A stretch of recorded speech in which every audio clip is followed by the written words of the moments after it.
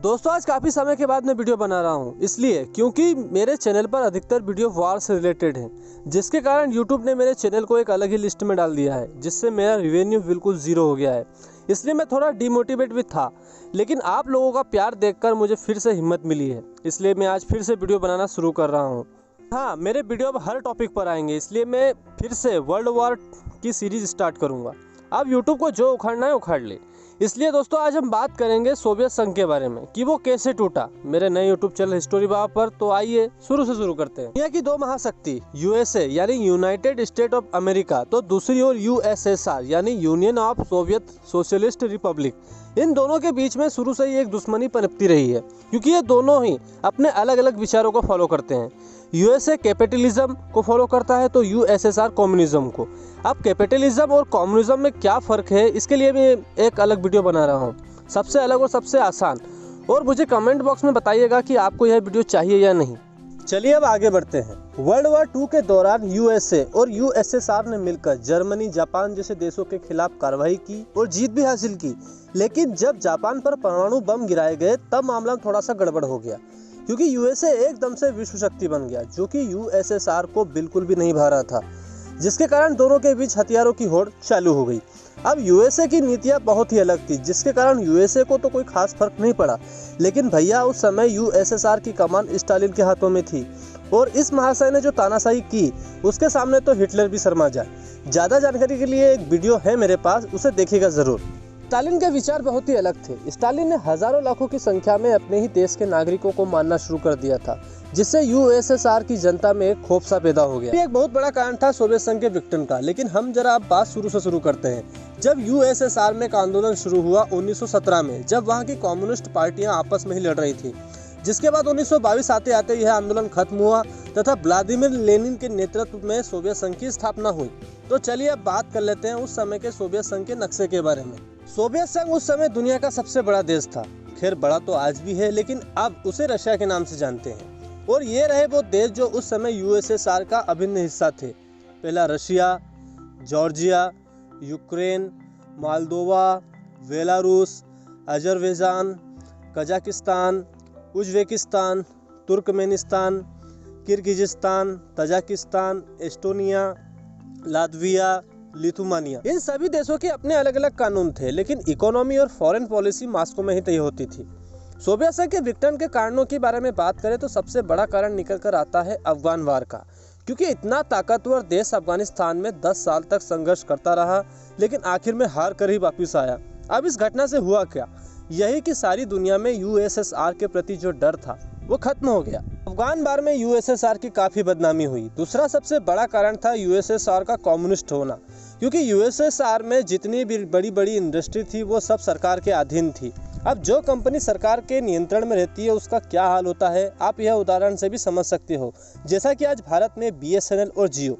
BSNL Bharat सरकार के अधीन में है, जबकि जियो एक प्राइवेट कंपनी है। अब आप बीएसएनएल की हालत जो है वो तो आप जानते ही हो, इसलिए वहाँ भी जो बड़ी बड़ी इंडस्ट्री थी उनकी हालत बहुत ज़्यादा खराब थी, जिससे सोवियत संघ की इकोनॉमी में बहुत ज़्यादा गिरावट आई। चलिए अब आते हैं प्रमुख घटनाओं पर।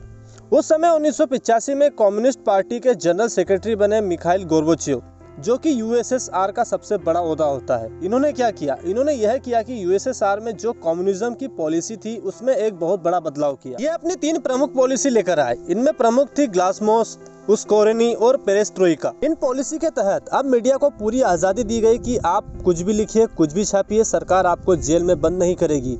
साथ ही जो चुनाव होंगे उन चुनावों में 1 से ज़्यादा उम्मीदवार लड़ सकेंगे।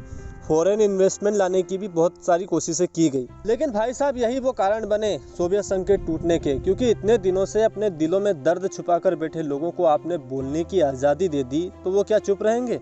मीडिया ने भी अपनी ही सरकार के खिलाफ लिखना शुरू कर दिया। जो यूएसएसआर के दूसरे देश थे वहाँ भी आज़ादी की मांग उठने लगी। अब एकदम से सुधार करने की कोशिश में वहाँ की अर्थव्यवस्था और गिर गई, जिसके कारण खाने पीने के साधनों में बहुत बड़ी गिरावट आई। उल्टा लोग ही अपनी सरकार के खिलाफ हो गए। जिसके बाद अंत में 1990 में एक आंदोलन का दौर चला, जिनमें east Germany, Czechoslovakia, Bulgaria, Romania देश शामिल थे। ये सभी यूएसएसआर का हिस्सा तो नहीं थे, लेकिन इन सभी देशों में एक भाड़े की सरकार होती थी, जो यूएसएसआर के इशारे पर चलती थी। लेकिन इस बार हुए इन आंदोलन में गोर्बाचेव ने वहां की सरकारों की मदद करने से इनकार कर दिया, जिसका नतीजा ये हुआ कि इन देशों से कम्युनिज्म का सफाया हो गया। जर्मनी में भी नवंबर 1990 में बर्लिन की दीवार को तोड़ दिया गया, जिसके बाद 1990 और 1991 में यूएसएसआर के बाकी बचे देशों में भी आंदोलन शुरू हो गए। वहां पर आम चुनाव भी हुए, जिसमें वहां की कम्युनिज्म पार्टियां हार गई और इन देशों को आज़ादी मिल गई। यहाँ तक भी गोर्बाचेव का तख्ता पलट करने की कोशिश की गई, क्योंकि कम्युनिस्ट पार्टी के कई सदस्य गोर्बाचेव की नीतियों के खिलाफ थे। वे नहीं चाहते थे कि सोवियत संघ टूटे, इसलिए इन लोगों ने धोखे से गोर्बाचेव को नजरबंद कर दिया जब वो क्रीमिया पर अपनी छुट्टियां मना रहे थे, और अपनी जनता को यह बताया कि गोर्बाचेव बीमार हैं और अब हम ही सोवियत संघ के माई बाप हैं।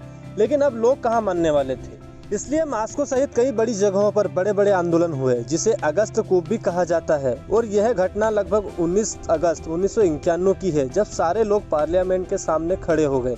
इन आंदोलनों को दबाने के लिए आर्मी का भी सहारा लिया गया, लेकिन अधिकतर आर्मियों की टुकड़ियों ने इस आंदोलन में भाग लेने से इनकार कर दिया, क्योंकि रेड आर्मी की कई टुकड़ियों ने साफ कह दिया कि वो अपने ही लोगों पर फायरिंग नहीं करेंगे, जिसके कारण यह आंदोलन दब नहीं सके। जिसके बाद 8 दिसंबर 1991 को बेलारूस, वेलावेजा, यूक्रेन और रशिया जैसे बड़े देशों ने एक समझौता साइन किया, जिसके तहत यूएसएसआर संगठन को निष्क्रिय कर दिया गया और एक नया संगठन बनाया गया, CIS। अब जो बड़े बड़े देश थे वो यूएसएसआर से बाहर तो हो ही चुके थे, इसलिए गोर्बाचेव ने 21 दिसंबर को सभी देशों के नेताओं को बुलाया और फॉर्मली सभी देशों को आज़ादी दे दी गई। और 25 दिसंबर को गोर्बाचेव ने इस्तीफा भी दे दिया तथा 26 दिसंबर को ऑफिशियली सोवियत संघ पूरी तरीके से टूट गया। दोस्तों, यूएसएसआर और यूएसए की बात करें तो उस समय यूएसएसआर यूएसए से काफ़ी आगे था। मतलब सोवियत संघ के टूटने से पहले, चाहे वो स्पेस हो जिसमें पहला उपग्रह यूएसएसआर ने ही भेजा था, स्पुतनिक फर्स्ट, चाहे वो पहला नागरिक हो, यूरी गागरिन, या चाहे वो पहला जानवर हो, लाइका, चाहे वो हथियारों की होड़ हो, लेकिन इन सभी कारणों से सोवियत संघ की इकोनॉमी में अच्छा खासा नुकसान, और यही सबसे बड़े कारण बने सोवियत संघ के टूटने के। और दोस्तों, मेरा आज का वीडियो भी यहीं खत्म होता है। अगर वीडियो पसंद आए तो प्लीज़ लाइक कर दीजिएगा, अपने दोस्तों के साथ शेयर कर दीजिएगा। बाकी सब्सक्राइब करना तो मेरा हक बनता है यार, क्योंकि हमने समय का सही उपयोग किया है। जय हिंद, वंदे मातरम।